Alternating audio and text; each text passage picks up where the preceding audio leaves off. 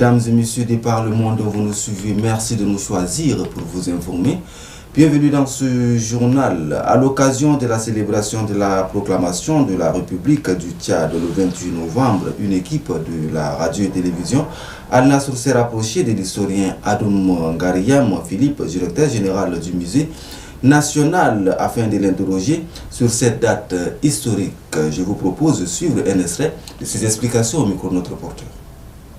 Le 28 novembre 1958 entre donc dans le cadre logique des anciennes colonies françaises pour réclamer donc leur indépendance. Et justement, juste après la participation à la Deuxième Guerre mondiale. Et donc, comme vous le savez, le Tchad a été la toute première colonie à répondre donc à l'appel du général de Gaulle. Et entre la Deuxième Guerre mondiale jusqu'en 1960, la date donc de l'indépendance, ça veut dire qu'il y avait eu beaucoup d'événements qui se sont succédés à l'intérieur. Donc on peut aussi citer la conférence de Brazzaville de 1944 et on peut citer aussi en 1946 il y avait l'Union française, 1947 la création du PPT RDA, c'est-à-dire le Parti progressiste tchadien, le Rassemblement démocratique africain. Donc en fait, à partir de tous ces mouvements, il y avait donc eu un processus pour que, comme vous le savez, c'était les territoires, c'était des colonies, voilà, jusqu'à être une république autonome. Donc du coup, le Tchad avait opté pour rester aussi dans l'Union française et après proclamer donc sa république le 28 novembre 1958. En fait, c'est un grand événement parce que c'est à partir donc du 28 novembre que nous avons pu accéder donc à l'indépendance le 11 août 1960. Donc il y a lieu de fêter, il y a lieu de reconnaître donc ces moments historiques que d'ailleurs je dirais méconnus donc de nos concitoyens, du public. Donc même au niveau du musée national, nous avons aussi des images qui illustrent la marche du Tchad vers l'indépendance, y compris la proclamation de la République. Toute la population tchadienne célèbre la fête de la proclamation de la République ce 28 novembre. À ce sujet, une équipe de la radio et télévision Al Nasr a tendu son micro à M. Woucha Turkoudi. Suivez un extrait de ce propos au micro de notre reporter Tchégabé Clémence. Le 28 novembre nous rappelle beaucoup de choses. Premièrement, nous avons obtenu notre indépendance interne. C'était le flambeau. Pour la première fois, le drapeau tchadien flottait à côté du français. Dans toutes les administrations. C'était ça. Et ensuite, il y avait un autre problème à résoudre tout de suite, puisque nous sommes devenus indépendants. On n'a plus besoin des administrateurs français qui sont ça et là dans le pays. Il fallait les rappeler.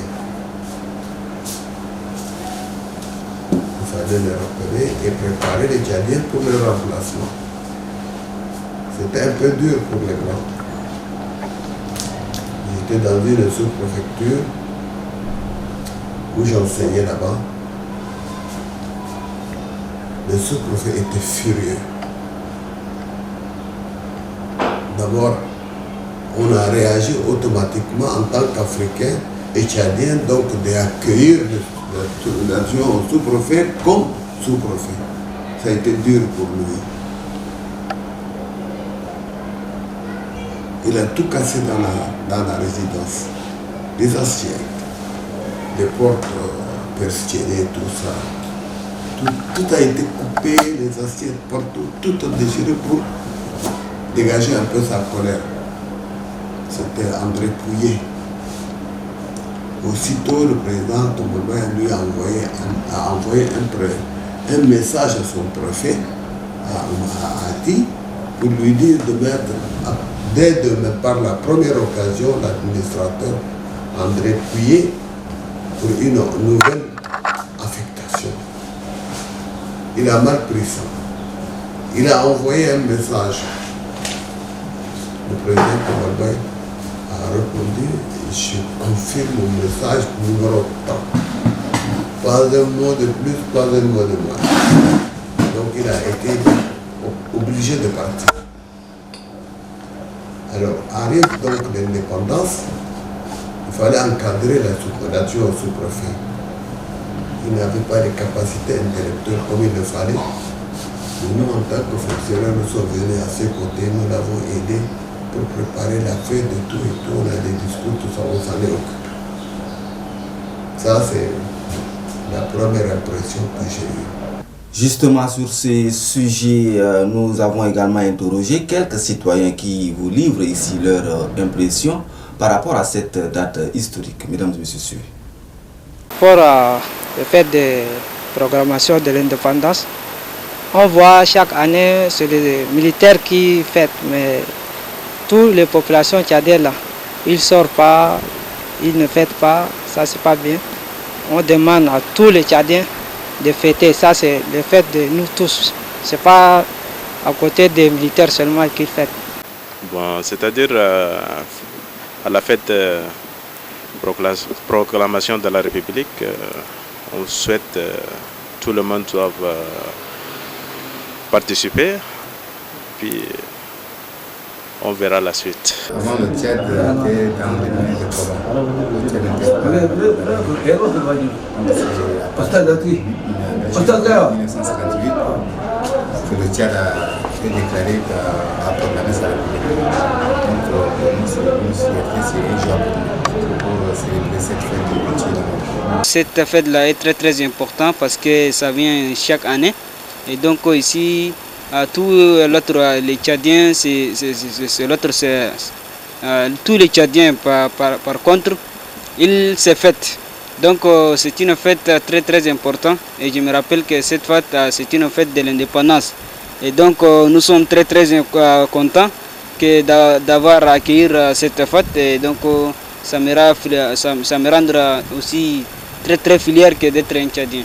Autre volet d'actualité, mesdames et messieurs, cérémonie de la 10e édition de la rentrée politique du parti à l'Ouassat ce 27 novembre dans un hôtel de la place. Et ceci s'est déroulé sous le thème Nouveau départ, nouvelle vision. Tel est le but de l'organisation. Compte rendu de Dingamdi Grasse. Pour le changement radical du pays dans tous les processus, le parti Al-Ouassat, qui aujourd'hui est à sa 10e édition de la rentrée politique, redonne un autre espoir aux militantes et militants ainsi qu'aux Tchadiens de la diaspora, tout en élaborant une feuille de route pouvant mener à bon port lors des échanges pour le dialogue national inclusif. C'est dans cette optique qu'au rythme des diverses chansons, l'auditorium bouge d'une ambiance inexplicable. Il faut noter que cette rentrée politique du parti Al-Ouassat est plein de projets majeurs. Ils sont prêts pour la réalisation effective des activités, disent-ils, comme la nouvelle vision du parti Al-Ouassat consiste à être avec le peuple, participer efficacement au dialogue national inclusif, participer à toutes les échéances électorales, plaider pour l'implication de la femme et des jeunes à la gestion de la chose publique, restructurer tous les bureaux dans les 22 provinces et exiger l'exécution du plan de développement socio-économique du Tchad.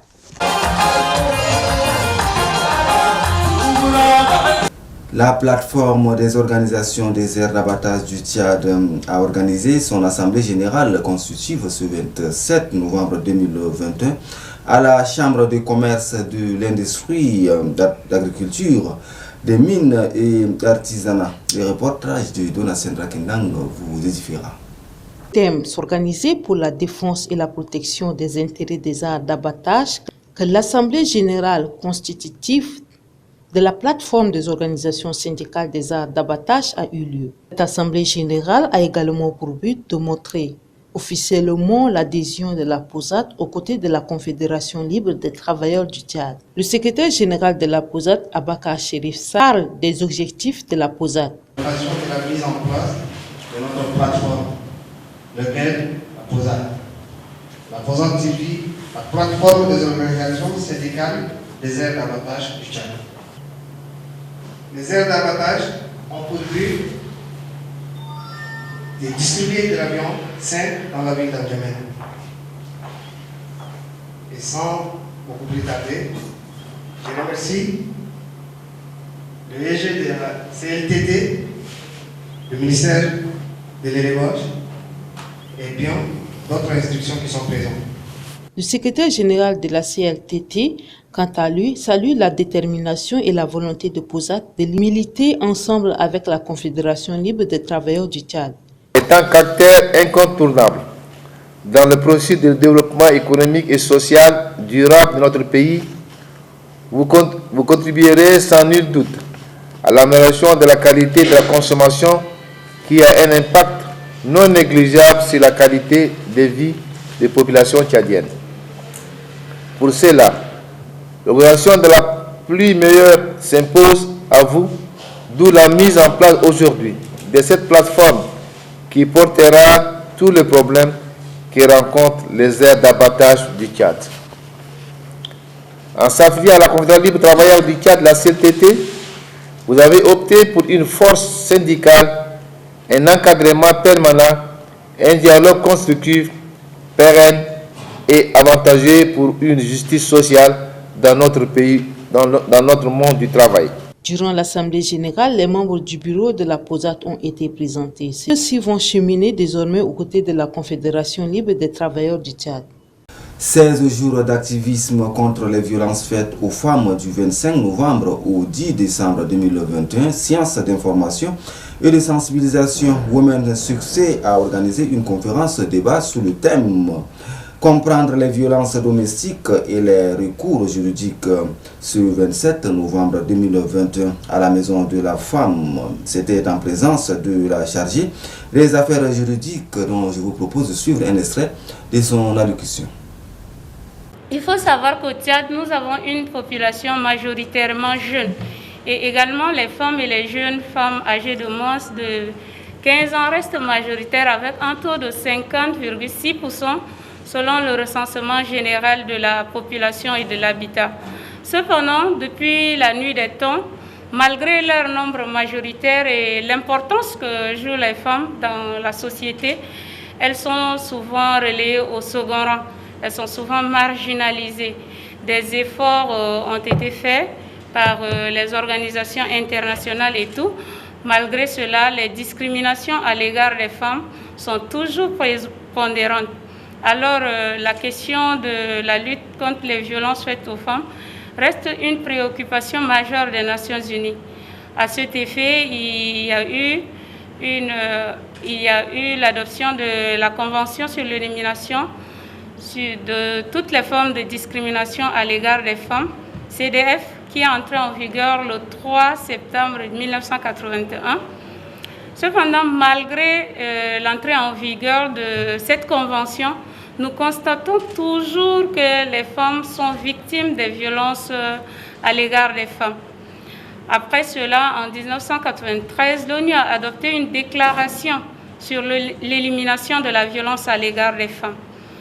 Alors, toujours dans le souci de lutter contre les violences faites aux femmes et le bien-être de la femme, nous avons les 16 jours d'activisme que nous sommes en train de célébrer aujourd'hui, qui a commencé depuis le 25 et qui finira le 10 décembre, journée internationale des droits de l'homme. Et comme je l'avais dit, c'est dans cette optique que l'organisation Women Success organise cette conférence débat. Alors, selon les statistiques du PNUD, 1 sur 5 femmes déclarent être victimes de violences physiques et 12% des femmes subissent des violences sexuelles chaque année. Et cela, c'est au courant de 2019. Alors, imaginons les cas de violence. Après ça, nous sommes en 2021. Et imaginons les cas de violence après 2019. Alors, pour revenir à notre thème, les violences domestiques et les recours y relatifs, il convient d'abord de cerner les vocables qui sont clés. Alors, on doit définir ici les termes violence, les violences domestiques et les recours juridiques. Alors, la violence, littéralement, est définie comme un abus de force. Et juridiquement, une violence est une violation générale des droits humains. Droit à la vie, droit à la sécurité, droit à la dignité, à l'intégrité physique et mentale d'une personne. Au terme de l'article 1er de la Déclaration des Nations Unies sur l'élimination de la violence à l'égard des femmes adoptée en décembre 1993 et proclamée le 24 février 1994, les mots « violence à l'égard des femmes » désignent tout acte de violence dirigé contre le sexe féminin et causant ou pouvant causer aux femmes un préjudice ou des souffrances physiques, sexuelles ou psychologiques, y compris la menace de tel acte, la contrainte ou la privation arbitraire de liberté, que ce soit dans la vie publique ou dans la vie privée. Le terme violence domestique, quant à elle, c'est une violence qui s'exerce au sein d'une relation maritale ou conjugale, voire même familiale. Il y a une convention qui a défini cette violence comme tout acte de violence physique, sexuelle ou psychologique ou économique qui survient au sein de la famille ou du foyer ou entre les conjoints et partenaires, anciens ou actuels. Donc, ce type de violence peut survenir même étant séparés. On parle de la violence domestique. Elle était au micro de notre reporter Tigabé Clémas. C'était avec cet élément que se referme également ce journal. Merci de nous avoir suivis du Parlement. Prenez soin de vous.